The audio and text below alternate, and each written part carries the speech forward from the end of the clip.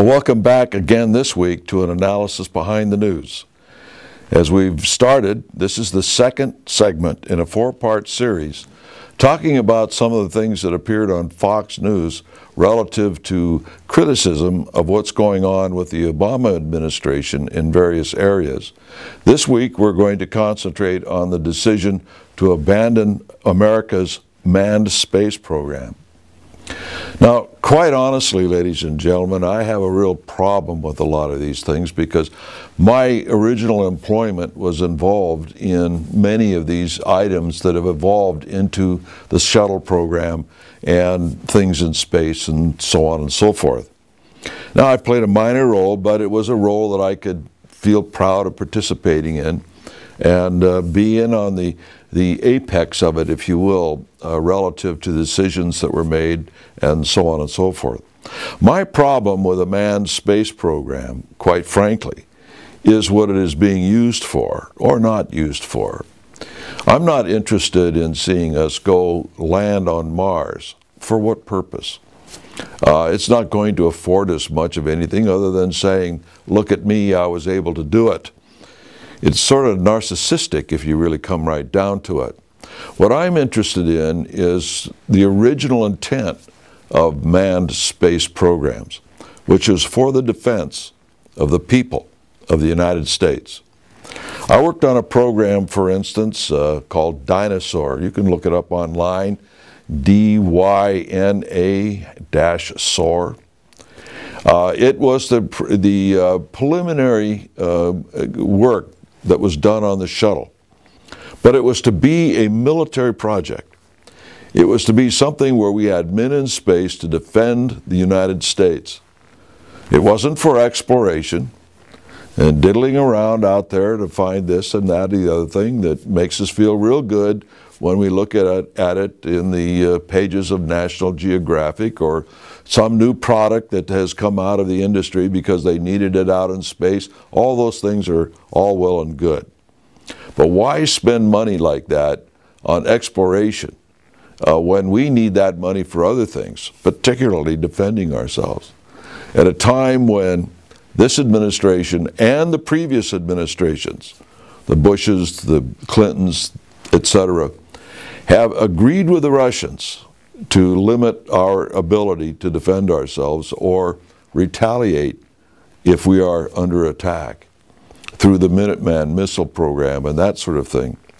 If you go back, you'll see that I talked about the Minuteman missile, a couple of years ago, that its original concept was changed completely from being on the interstate on semi-trucks and on railroad cars, moving around constantly over the United States so that the enemy would never know where our missiles were. Instead, they decided to put them into silos and issue maps telling everybody where they were, so on and so forth. There are those that claim that these missile silos can withstand pretty much a direct hit. Others say, no way. But at any rate, the thing is that we went with the program that made them static instead of mobile, and now they are eliminating the static sites, hundreds and hundreds of them, to where we no longer can say that we can stand up to the Russians by saying, my fist is as big as your fist. Meanwhile, the Russians are developing new atomic weapons, and we are not, to the extent that they are. They're violating these treaties, and we ignore it. Just like North Korea gets the headlines for its violations of various treaties, but we ignore the Chinese, particularly the Russians, doing the same thing. So we're not interested in exploring space. Space is a big place. Unless you can find a way of overturning the laws of physics, space exploration is nigh on to useless as far as us getting much further than Mars, let's say. Or you can go out, come back, you might even be able to land, but so what? What benefit will that be for the people of the United States spending billions, perhaps trillions of dollars, when we can use that to put into our economy in other ways. It's sort of like being at war. You build a tank, oh yeah, you put some people to work, but then it gets blown up on the battlefield and it becomes worthless. It's the same with these rockets. You shoot them up and they become worthless. So we're just taking money and putting them into these things for no real benefit for the American people relative to the economy overall, relative to their well-being or anything else. For defense, we can understand that. But one of the disturbing parts in all of this is that we are getting in bed with the Russians and Chinese relative to space exploration. We're sending men into space now and paying the Russians to put our men up there into the space station and places of that nature where we're cooperating with others. So essentially what we're doing is paying for their program by the fee that we pay to send our people up there. We are starting to see more and more in the way of defensive contracts and various pieces of hardware necessary to defend ourselves being produced in Russia, being produced in China. R&D being produced in China and Russia by Boeing and Lockheed and others. We are integrating in a way that we've been trying to say for the last several months, the economy of the Russians with the United States through 3 treaties that were signed by H.W. Bush, W. Bush, and by Clinton, where they said in these agreements that we are partners and that we will integrate our economies. And we're seeing that also in this area of self-defense.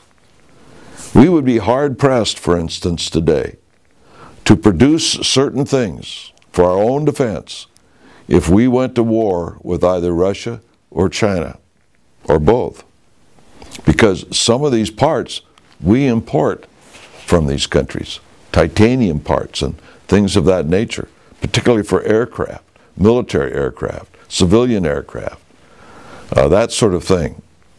So we're not interested in whether or not the administration is gearing down or just completely getting out of a manned space program.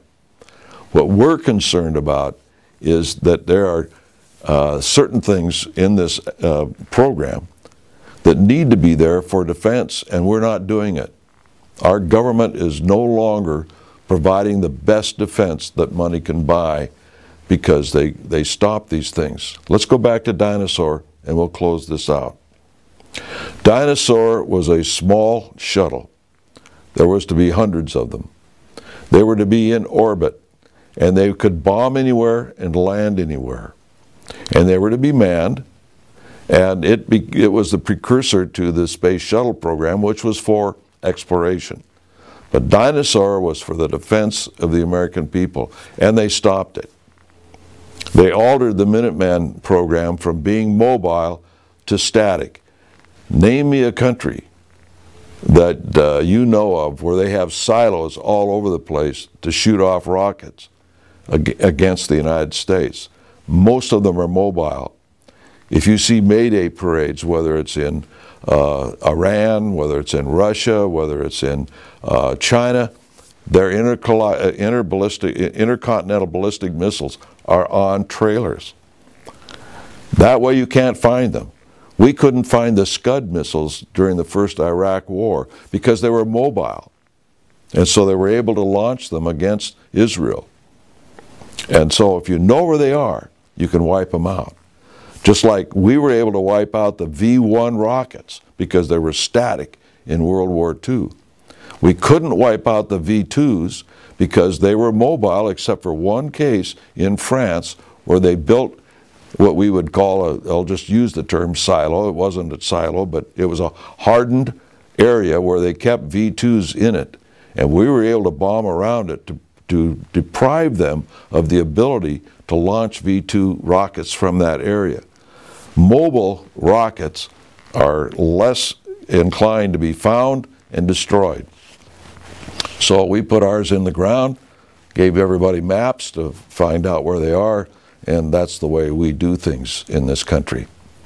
All I'm saying is that the defense programs that I've been involved in over the years, and I've subsequently seen others, have been altered or changed or canceled from their original intent, and they do not or did not provide the kind of defense that we would have expected from our own government. Instead, we're signing treaties with our very enemies, saying we're partners and we are going to integrate ourselves economically.